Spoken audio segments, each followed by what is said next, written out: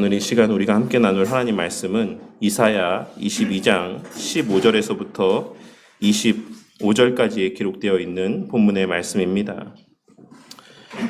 오늘 말씀은 이사야 선지자를 통한 예루살렘의 멸망에 대한 예언의 말씀에 이어지는 히스기야 왕이 통치할 당시 남유다에서의 최고의 권력을 누리고 있었던 국내 대신 셈나를 향한 하나님의 예언의 말씀의 내용들이 기록되어 있는 본문의 말씀입니다.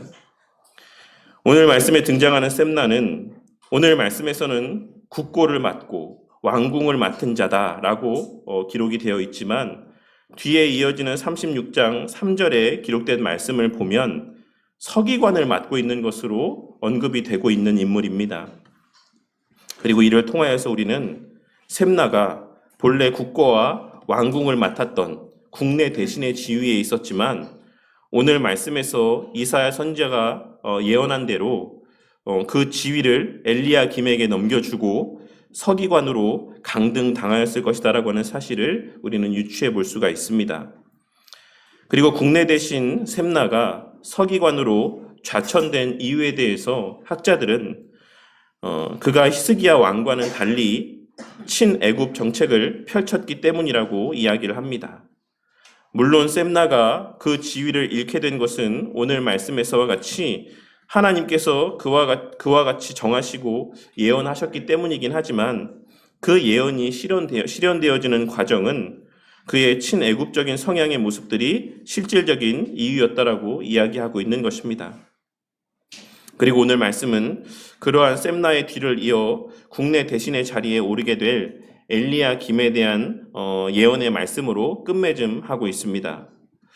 오늘 이 시간 히스기야 왕 시대의 두 명의 중요한 대신들에 대한 하나님의 예언의 말씀을 중심으로 이 두 인물에 대한 예언의 말씀을 통해 하나님께서 오늘날 우리에게 깨닫게 하시길 원하시는 가르침과 교훈의 의미들을 깨닫고 마음 가운데 새기는 저와 우리 모두가 되기를 바랍니다. 앞서도 말씀드렸던 것처럼 오늘 말씀에 등장하는 셈나는 15절에 기록된 말씀에서와 같이 국고를 맡은 자이자 왕궁을 맡은 자라고 묘사가 되고 있습니다. 본문 말씀에서의 국고를 맡은 자라고 하는 표현은 그 표면적인 의미, 그냥 문자적인 의미로만 보자면 수종을 드는 사람이라는 의미를 지니고 있는 표현이지만 당시에 이는 왕의 명령을 출납하는 사람이라는 의미로 사용이 되어서 1인지하 만인 지상의 위치에 있는 자, 즉 총리 대신의 지위에 해당되는 국가 최고의 권력자를 일컫는 말로 사용되는 표현이었습니다. 그리고 왕궁을 맡은 자라고 하는 표현 또한 그 집 위에 라고 하는 의미를 지니고 있는 표현으로서 셈나가 왕을 대리하여서 모든 사물을 관리하는, 관장하는 자리에 있는 자였다라고 하는 사실을 의미하는 표현이라고 할 수가 있습니다. 그리고 셈나가 그와 같은 역할을 감당하는 유능한 자이자 히스기야의 신뢰를 받는 사람이었다라고 하는 사실은 열왕기하 18장 18절이나 이사야 36장 3절에 기록되어 있는 바와 같이 그가 남유다의 위기 상황 가운데 히스기야의 사절단의 역할을 감당했다라는 사실을 통해서도 분명하게 확인할 수가 있는 바라고 할 수가 있습니다. 그러니 오늘 말씀에서의 셈나에 대한 표현은 그가 총리 대신의 위치에서 왕을 대신하여 나라의 모든 사물을 관장하는 그와 같은 높은 지위에 있었다라고 하는 사실을 나타내 보여주는 표현이라고 할 수가 있는 것입니다.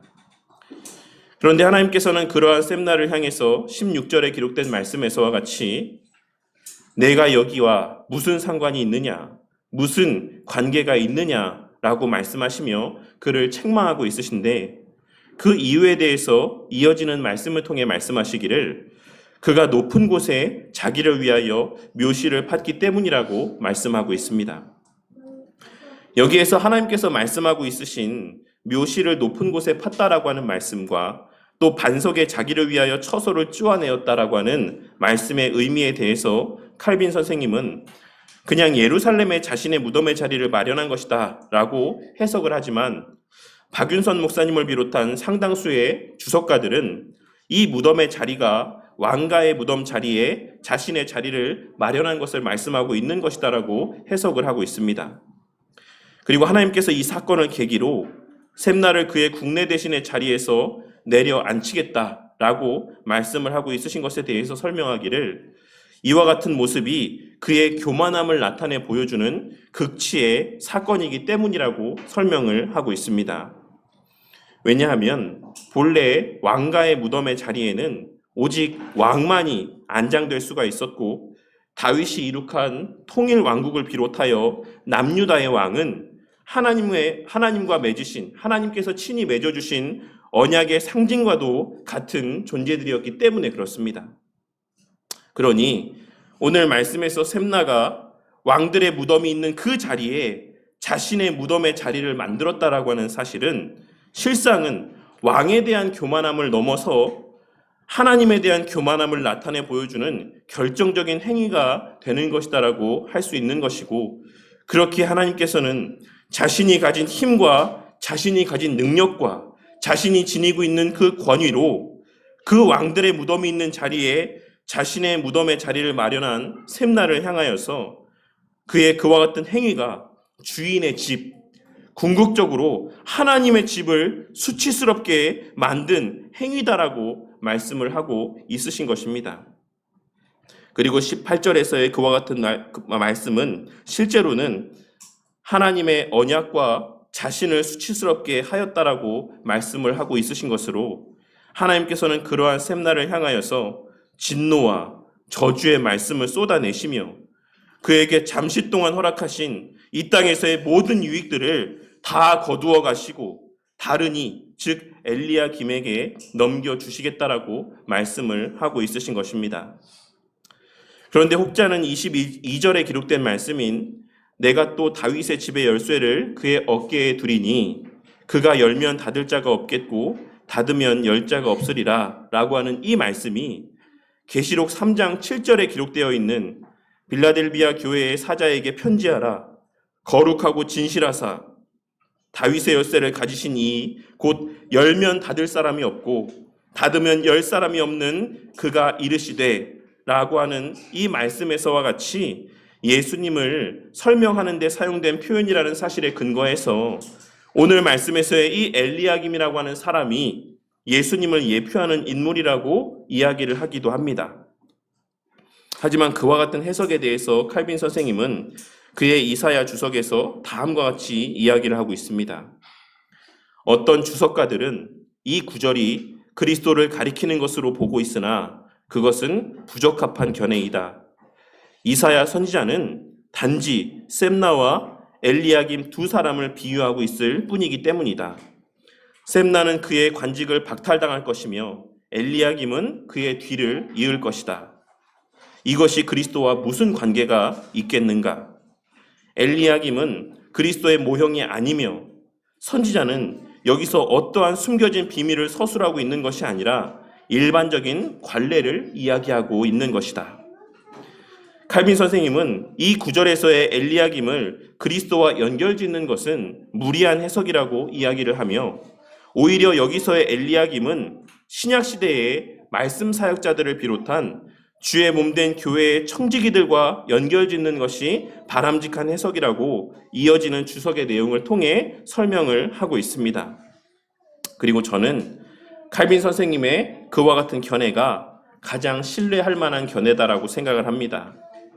왜냐하면 오늘 말씀에서의 엘리야김을 예수님에 대한 예표로 보자면 이어지는 25절 말씀에서의 만군의 여호와께서 이르시되 그 날에는 단단한 곳에 박혔던 못이 사그리니 그 못이 부러져 떨어짐으로 그 위에 걸린 물건이 부서지리라 하셨다 하라. 나 만군의 여호와의 말이니라 라고 하는 말씀의 해석이 이상해질 수 있기 때문입니다. 오늘 본문 25절에 기록된 말씀은 문맥적으로 살펴보았을 때에 누가 보아도 엘리야김에 대해서 말씀하고 있으신 내용이라고 할 수가 있는데 만일 오늘 말씀에서의 이 엘리야김을 예수님의 예표라고 한다면 그 예수님이 사가서 그 예수님이 부러짐으로 그 예수님에게 속한 모든 이들이 땅에 떨어져 부서지게 될 것을 예언하고 있으신 말씀으로 해석되어질 수 있기 때문에 그런 것입니다. 하지만 물론 얼마든지 이를 예수님으로 해석을 하면서도 그와 다른 해석을 할 수 있는 여지가 있기도 하지만 저는 그러한 해석이 무리한 해석이라고 생각을 하고 칼빈 선생님의 해석처럼 이는 당시에 단순히 셈나와 엘리야김에게 부여된 권한에 대한 설명이자 더 나아가 오늘날 이 시대의 교회의 사역자들을 비롯한 청지기들에 대한 말씀으로 해석하는 것이 가장 합당한 해석이라고 생각을 하는 것입니다.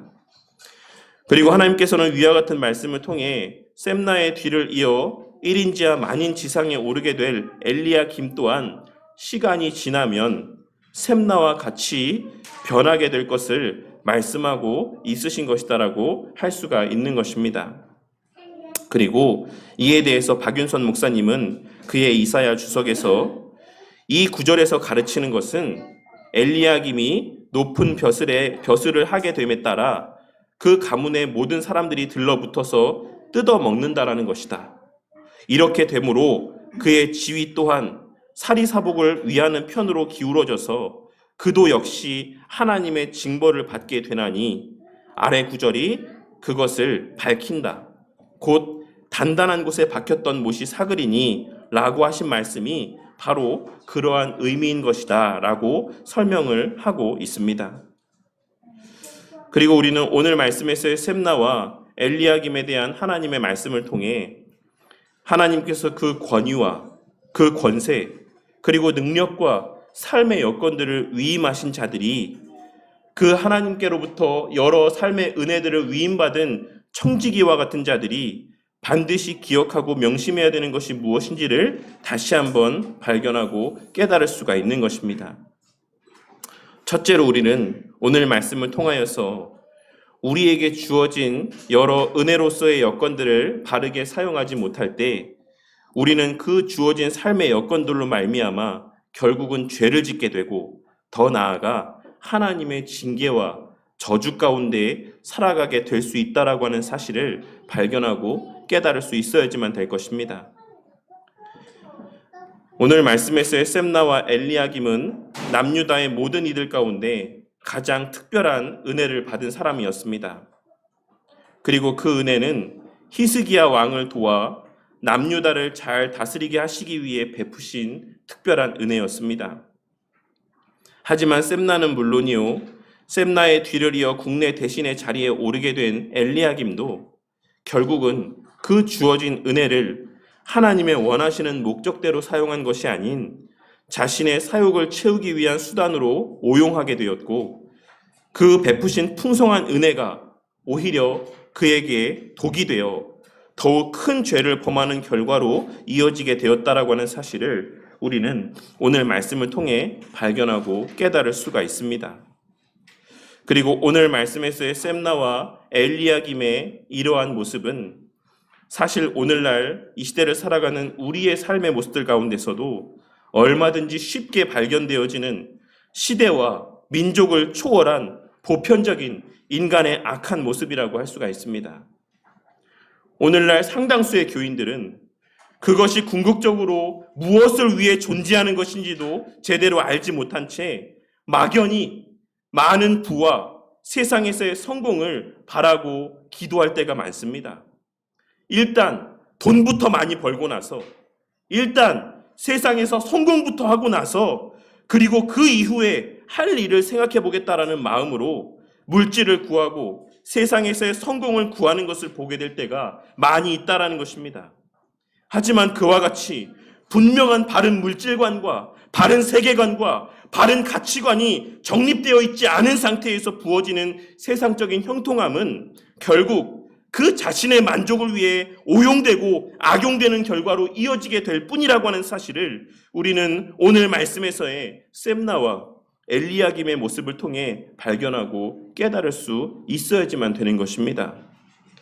제가 늘 물질에 대해서 말씀드릴 때마다 함께 언급하는 바이지만 물질은 우리의 삶에 있어 양날의 검과 같다라는 사실을 늘 명심하고 살아가는 저와 우리 모두가 되기를 바랍니다. 세상에서의 성공과 세상에서의 형통함이라고 하는 것은 우리의 삶에 있어, 우리의 신앙에 있어 양날의 검과 같다라고 하는 사실을 늘 명심하고 살아가는 저와 우리 모두가 되기를 바란다는 것입니다. 그리고 무엇보다 지난 시간에도 말씀을 드렸던 것처럼 그 영혼의 잘됨을 우선하는 우리 성도님들이 되시기를 바랍니다. 물질을 구하고 세상에서의 성공을 구하기에 앞서서 그 영혼의 잘됨을 구하는 저와 우리 모두가 되기를 바란다는 것입니다.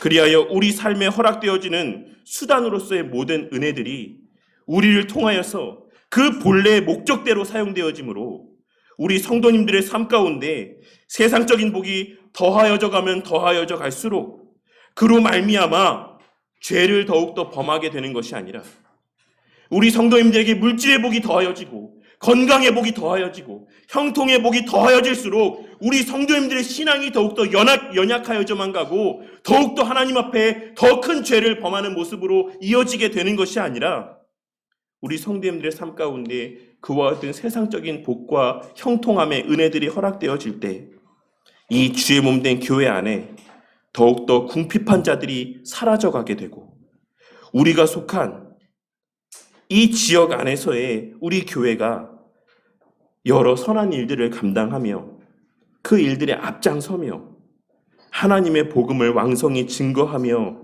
주의 몸된 교회, 하나님의 나라가 더욱 든든히 세워져 나아가는 역사가 나타나기를 하나님의 이름이 거룩히 여김을 받고 하나님의 영광이 더욱더 발현되어져가는 은혜가 나타나기를 간절히 바란다는 것입니다. 또한 둘째로 우리는 오늘 말씀을 통하여서 그 징계와 저주는 나 하나만을 향한 징계와 저주로 끝나는 것이 아닌 우리에게 속한 다른 모든 이들에게도 영향을 미치게 될 것이다라는 사실을 발견하고 깨달을 수 있어야지만 될 것입니다. 하나님께서는 오늘 말씀에서 엘리야김에 대해서 예언을 하시며 그의 아버지 집의 모든 영광이 그 위에 걸리리니 그 후손과 족속되는 각 작은 그릇 곧 종지로부터 모든 항아리까지니라 라고 말씀하시므로 엘리야김이 받은 복이 그 한 사람에게만 국한되어 누려지고 만끽되어지는 것이 아니라 그를 통해 그에게 속한 모든 이들에게 다 누려지고 만끽되어질 것이다 라고 하는 사실을 말씀하셨습니다. 그리고 이는 하나님의 계명의 말씀인 십계명의 말씀 가운데 두 번째 계명의 말씀에 덧붙여진 약속과도 맥을 같이 하는 것이다라고 할 수 있습니다. 하나님께서는 너를 위하여 새긴 우상을 만들지 말고 그 어떤 형상으로도 하나님을 표현하지 말라라고 말씀을 하시며 나를 사랑하고 내 계명을 지키는 자에게는 천대까지 은혜를 베푸시겠다라고 하는 약속의 말씀을 선포하셨다라고 하는 사실을 우리는 기록된 말씀을 통해 잘 알고 있습니다. 하지만 우리는 그와 같은 약속이 어느 계명에 덧붙여진 약속의 말씀인지를 절대 잊어서는 안 될 것입니다. 그 약속은 우상 숭배와 결부되어져 있는 약속입니다. 그리고 이는 우리가 얼마나 쉽게 우리에게 주어진 수단으로서의 은혜들을 하나님 자신과 같이 여기기 쉬운지, 그것을 우상과도 같이 여기기 쉬운지를 말씀하고 있으신 것이다라고도 할 수가 있는 것입니다. 우리는 우리에게 주어진 물질의 은혜를 하나님 자체와 동일시 여기며 그 물질이 내 곁에서 사라지면 하나님께서 마치 내 곁을 떠나신 것처럼 생각할 때가 많습니다. 물질의 은혜가 가득할 때는 하나님께서 나와 함께 하시는 것처럼 하나님의 은혜가 내 삶 가운데 충만한 것처럼 생각하다가 그 삶이 형통할 때에는 하나님께서 나와 함께 하시는 것처럼 생각하다가 그 삶의 세상적인 고난이 찾아오면 물질이 나를 떠나가면 이 세상에서의 형통함이 떠나가게 되면 마치 하나님이 나를 떠나가신 것처럼 하나님이 나와 함께 하시지 않는 것처럼 생각하며 낙심하고 원망의 말들을 쏟아낼 때가 많이 있다라는 것입니다. 그것이 바로 물질을 하나님과 같이 여기는 것이 아니고 무엇이겠습니까? 그것이 바로 이 세상에서의 형통함을 하나님과 동일시 여기는 모습이 아니면 무엇이겠습니까? 우리는 우리의 그와 같은 모습들이 바로 그 수단으로서의 은혜를 우상과도 같이 하나님과도 같이 여기는 모습이다라고 하는 사실을 반드시 발견하고 깨달을 수 있어야지만 되는 것입니다. 그리고 우리의 그와 같은 물질과 세상적인 은혜를 우상과도 같이 여기며 살아가는, 섬기며 살아가는 모습은 반드시 그 후대에도 영향을 미치게 되어 있다라고 하는 사실을 우리는 오늘 말씀에서의 엘리야김을 향한 예언의 말씀인 만군의 여호와께서 이르시되 그 날에는 단단한 곳에 박혔던 못이 사그리니 그 못이 부러져 떨어짐으로 그 위에 걸린 물건이 부서지리라 하셨다 하라. 나 여호와의 말이니라 라고 하는 이 말씀을 통해서도 분명하게 발견하고 깨달을 수가 있는 것입니다. 하나님께서는 십계명의 말씀을 통해 우상을 섬기는 것은 곧 나를 미워하는 죄라고 말씀하시며 그 죄의 영향이 3, 4대까지 이르게 될 것이다라고 말씀을 하고 있으신 것입니다. 그리고 그 두 번째 계명의 말씀을 오늘 이 말씀 가운데 적용해 보자면 우리가 우리에게 주어진 수단으로서의 은혜들을 하나님께서 하나님의 선한 일들을 감당케 하시기 위해 우리에게 주신 건강이나 우리에게 주신 가정이나 우리에게 주신 물질이나 우리에게 주신 재능들이나 우리에게 주신 그 어떤 삶의 여건들을 그 본래의 목적대로 선용하지 않고 그 자체로 만족하거나 그것을 오용하는 삶을 살아가는 것은 하나님을 미워하는 죄와 같다라고 하는 사실을 우리는 반드시 발견하고 깨달을 수 있어야지만 되는 것입니다. 하나님께서는 하나님을 사랑하지 않는 것, 하나님을 가장 우선하는 삶을 살지 않는 것을 하나님을 미워하는 것과 동일하게 보신다라고 하는 사실을 우리는 이러한 말씀의 내용을 통해 반드시 깨닫고 명심함 가운데 살아가야지만 되는 것입니다. 우리가 우리에게 주어진 재능들을 선용하여서 주의 몸된 교회 앞에 충성하며 봉사의 삶을 살아가지 않는 것, 우리가 하나님께서 우리에게 주신 그 물질의 은혜들을 하나님의 선한 사업들을 위해서 아낌없이 부유함 가운데 드리지 않는 것, 이것은 단순히 우리 삶에서의 선택의 문제가 아니라 하나님께서 보실 때에는 하나님을 미워하는 죄와 같이 여겨진다라고 하는 사실을 우리는 오늘 말씀을 통해 반드시 발견하고 깨달을 수 있어야지만 된다는 것입니다.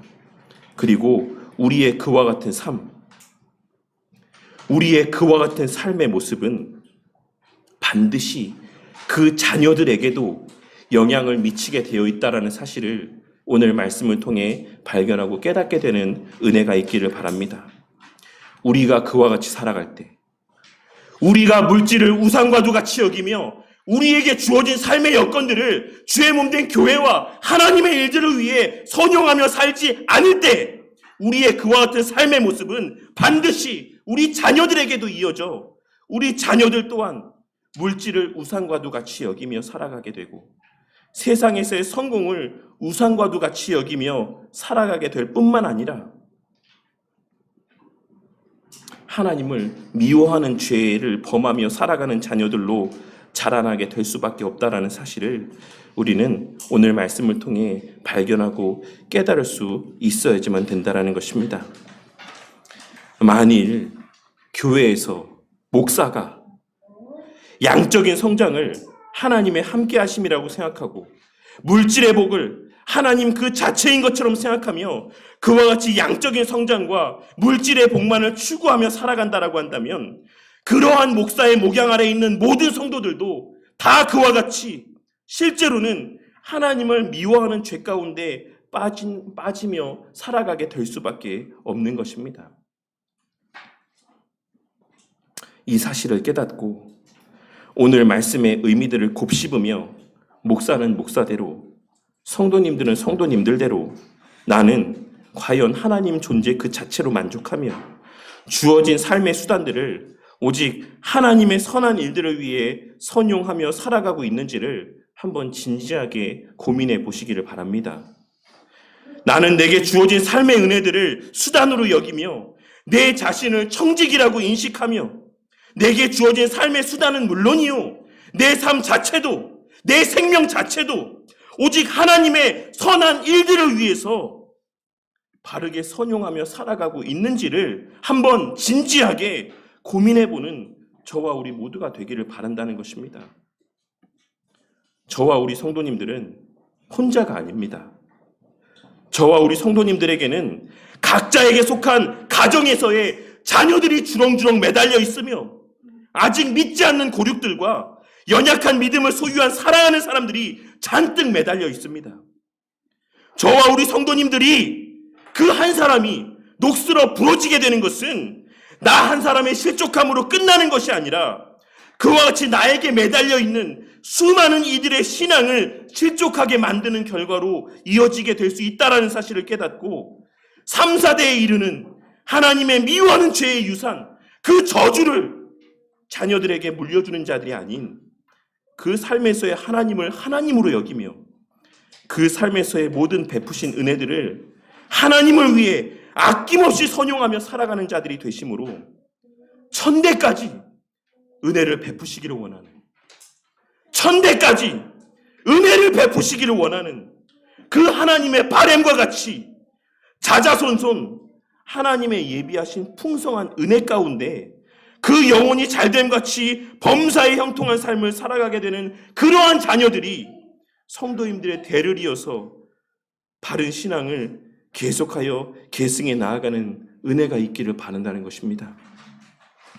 마지막 셋째로 우리는 오늘 말씀을 통해서 우리 삶에서의 우리가 기댈 수 있는 유일한 소망은 오직 우리 주 예수 그리스도 뿐이라는 사실을 다시 한번 발견하고 깨달을 수 있어야지만 될 것입니다. 셈나는 앞서도 언급했던 것처럼 뛰어난 사람이었습니다. 그리고 엘리야김 또한 하나님께서 특별히 구별하여 세우신 사람이었습니다.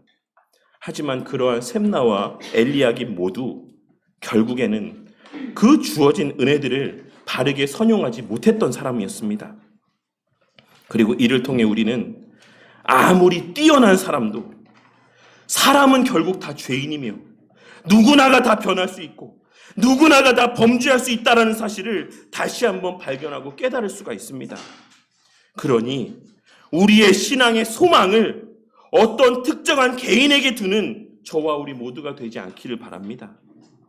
오늘날 성도들 가운데는 자신이 다니는 교회와 그 교회를 담임하는 목사들을 향한 지나친 신뢰를 나타내 보이는 모습을 보게 될 때가 있습니다. 무슨 말이냐면 예를 들자면 우리 교단 같은 경우는 저도 예전에 그런 마음들을 품고 신앙생활을 했지만 내가 경양교회 교인이다. 내가 서건태 목사님 아래서 말씀을 듣고 신앙생활을 한 사람이다. 라고 하는 사실들이 엄청난 자랑거리로 여겨지는 것을 보게 될 때가 있었다라는 것입니다. 그리고 그것은 다른 여느 대형교회나 혹은 유명한 개혁주의 교회를 다니는 성도들도 마찬가지입니다. 나는 분당 우리 교회를 다닌다. 나는 이찬수 목사님의 목양 아래서 신앙생활을 하고 있다. 나는 어느 개혁교회를 다니고 있다. 우리 목사님은 이러한 분이다. 나는 이 목사님 밑에서 말씀을 듣고 말씀을 배우고 있다. 이러한 일들이, 이러한 것들이, 이러한 사실들이 성도들에게 있어 그 자체로 큰 자랑거리로 여겨지는 것을 보게 될 때가 많이 있다라는 것입니다.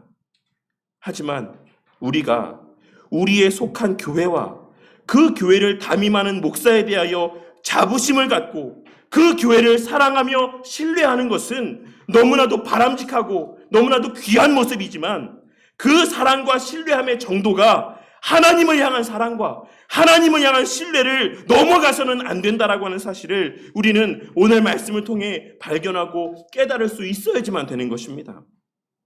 왜냐하면 그와 같이 우리가 어느 한 사람을 지나치게 신뢰하게 되면 우리는 그 한 사람이 실족하여 넘어지게 될 때 우리도 반드시 그와 함께 넘어지게 될 것이기 때문입니다. 그리고 이것은 비단 성도들에게만 해당되는 말씀은 아닐 것입니다. 어떤 면에서는 목사들에게 더 많이 적용되어지는 모습이라고 할 수가 있는 것입니다. 작은 교회 목사는 신앙이 좋은 한 사람만 와도 신이 납니다. 작은 교회 목사들은, 개척교회 목사들은 헌금 조금만 많이 하는 성도가 오면 금세 몰아도 된 것처럼 힘이 나고 의욕이 넘칩니다. 하지만 그와 반대로 그 한 사람이 떠나가면 세상이 다 무너진 것처럼 낙심하며 목회에 있어서의 모든 힘을 다 잃어버릴 때도 많습니다. 그리고 때로는 늘 목사의 편이었던 믿음직한 성도가, 늘 교회 일에 앞장섰던 한 성도가 어느 날 태도를 바꿔서 그 목사를 찌르는 가시가 되면, 그 목사를 대적하는 성도가 되면 그 가시로 말미암아 목회를 그만두게 되고 결국은 교회가 문을 닫고 그 교회에 속한 모든 성도들이 뿔뿔이 흩어지게 되는 일들까지 생기게 되는 것을 보게 될 때가 있는 것입니다. 오늘 말씀을 통해 우리가 사람을 의지하여 신앙의 삶을 살아갈 때는 언제든 떨어져 깨질 수 있는 불안함 가운데 살아가게 될 수밖에 없다라는 사실을 깨닫고 우리의 소망을 오직 그 어떤 상황에도 절대로 녹슬지 아니하고 부러지지 아니하는 든든한 반석 되시는 우리 주님께만 두고 살아가는 저와 우리 모두가 되기를 바랍니다. 그리하여 늘 불변하시며 늘 한결같이 우리의 힘이 되시고 소망이 되시는 어제나 오늘이나 변함없이 우리를 사랑하시는 우리 주님으로 말미암아 그 어떤 상황들 속에서도 쉽게 요동하지 아니하고 때로는 실망을 하게 되고 낙심이 되는 상황을 맞이하게 된다라고 할지라도 그 낙심과 실망이 절망으로까지 완전한 파멸로까지 이어지게 되지 않기를 바랍니다. 그리하여 그러한 우리 주님께만 온전히 소망을 두고 살아가는 우리의 그러한 신앙의 모습이 다른 이들에게 뿐만 아니라 우리 자녀들에게도 전수되어지므로 우리 바른교회 공동체가 앞으로의 신앙의 여정 가운데 찾아올 그 어떤 시험과 환난 속에서도 그 믿음에 있어 파선하지 아니하고 어느 한 사람 때문에 교회 구성원 모두의 신앙 전체가 다 흔들리지 아니하고 세월이 흘러갈수록 더욱 주님께 굳게 뿌리를 내리고 함께 견고히 세워져가는 은혜가 있기를 바랍니다. 아무리 단단한 곳에 잘 박혀있는 신앙이라 할지라도 우리가 여전히 죄 가운데 거하며 살아가는 인간인지라 누구나 그 박혀있는 상태에서 녹이 슬어 부러지게 될 수 있습니다. 그리고 우리의 신앙을 녹슬게 하고 부러지게 하는 가장 강력한 수단 가운데 하나가 바로 이 세상에서의 부요함과 성공이라고 하는 사실을 우리는 오늘 말씀을 통해 반드시 발견하고 깨달을 수 있어야지만 될 것입니다. 그리고 그와 같이 우리 신앙이 녹슬어 부러지게 될 때 그것은 우리 한 사람 개인의 문제로 끝나는 것이 아니라 우리에게 속한 여러 지체들과 자녀들에게까지 영향을 미치게 된다라고 하는 사실을 늘 명심하고 살아가는 우리 모두가 되기를 바랍니다. 그러니 언제든 녹슬고 부러질 수 있는 사람에게 소망을 두고 언제 떨어져 깨질지 모르는 불안한 신앙의 걸음을 걸어가는 자들이 아닌 우리의 유일한 소망이요 영원한 반석이 되시는 우리 주님께 소망을 두고 살아가는 저와 우리 모두가 되기를 바랍니다. 목사도 어느 성도 개개인 한 사람 한 사람을 믿고 의지하며 목회를 하는 것이 아니라 우리 주님만을 바라보며 그 주님께서 명하신 길을 신실하게 걸어가고 성도들 또한 목사를 신뢰하되 목사를 하나님보다 더 의지하고 신뢰하며 목사를 하나님과 같이 여기며 살아가므로 그 목사의 넘어짐으로 인해 함께 떨어져 그 신앙이 깨어져 버리는 그러한 우를 경험하는 자들이 되지 않기를 바란다는 것입니다. 저와 우리 모두는 서로에게 의지가 되고 힘이 되는 존재들이긴 하지만 또한 동시에 서로를 넘어지게 만들 수도 있는 존재들이기도 함을 기억하고 서로를 믿음의 대상이 아닌 사랑의 대상, 섬김의 대상으로 여기며 늘 서로를 위하여 기도하며 주님 안에서 함께 견고히 세워져가는 우리 바른교회 공동체가 되기를 바란다는 것입니다. 오늘 말씀을 통해 이와 같은 사실들을 깨닫고 우리 교회가 대를 이어 오직 우리 주님만을 신뢰하며 그 주어진 은혜의 수단들을 통해 오직 하나님께만 영광을 돌리며 주님 다시 오실 그 길을 계속하여 잘 예비해가는 교회로 대를 이어 쓰임받는 은혜가 충만하기를 주님의 이름으로 간절히 축원합니다.